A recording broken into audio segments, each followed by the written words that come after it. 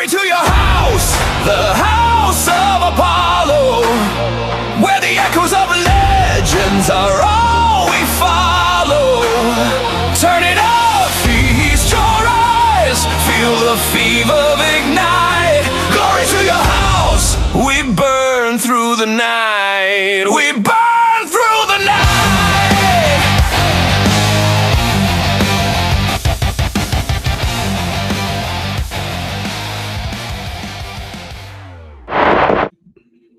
So, according to Yahoo Finance, one of the three companies that actually manufactures memory, Micron, has announced it is exiting the consumer RAM and SSD market space.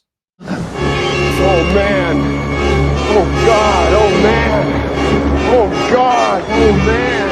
Oh God! Oh man! Oh God! Oh. This means crucial memory is going away.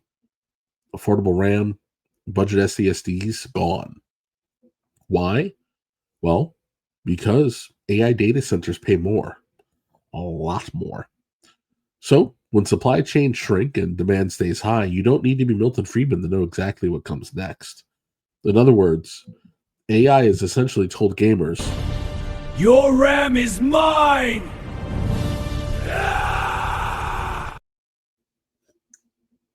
So, let's add this. Reports also indicate that NVIDIA plans on cutting gaming GPU production by as much as 40% going into 2026. Not because gamers disappeared, but because AI hardware is a lot more profitable. What this means is fewer mid-range graphics cards, way less availability, higher prices. And this just doesn't impact the PCs, it hits the consoles too. Nintendo, Xbox, PlayStation, they all rely on the same memory and GPU supply chains. So when memory costs rise and GPU supply chains tighten, the console margins, well, frankly, they collapse. This is most likely what helped pressure Microsoft into backing away from its long-term Xbox hardware commitments. Not the console wars, straight economics. For companies like Nintendo, higher component costs means difficult choices. Higher prices, slower refresh cycles, or most likely both. Here's the reality of it. RAM stays expensive. GPUs get harder to find. Pre-built PCs, well, they're going to have the cost factored in, which means they're going to cost more.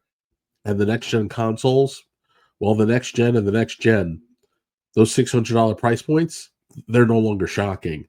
Frankly, they're logical. This isn't a temporary shortage. We're talking about a structural shift. There is one note that's pretty important to make, though. As of this morning, I saw an article that said ASUS has announced that it will enter the consumer RAM market with a direct focus on gamers and gaming enthusiasts. That matters because ASUS understands performance tiers, terminals, and overclocking expectations. Will this replace what Micron and companies like Crucial provided? No. But it does add competition. It does soften the blow, and it gives gamers one more company willing to stay in the fight. That said, one new entrant doesn't reverse the global shift. AI still pays more, memory is scarce, GPU supply chains, well, they will still tighten. And the console economics, they're under intense pressure. ASUS entering the RAM space is a lifeline, not a reset. This is the AI gaming collision era. And some companies, well, they're exiting, others are adapting. And at the end of the day, the gamers, they're caught in the middle. I'll keep track of who stays, who leaves, and who's still building for the players right here on the House of Apollo, where we don't just observe pop culture, we fight for it.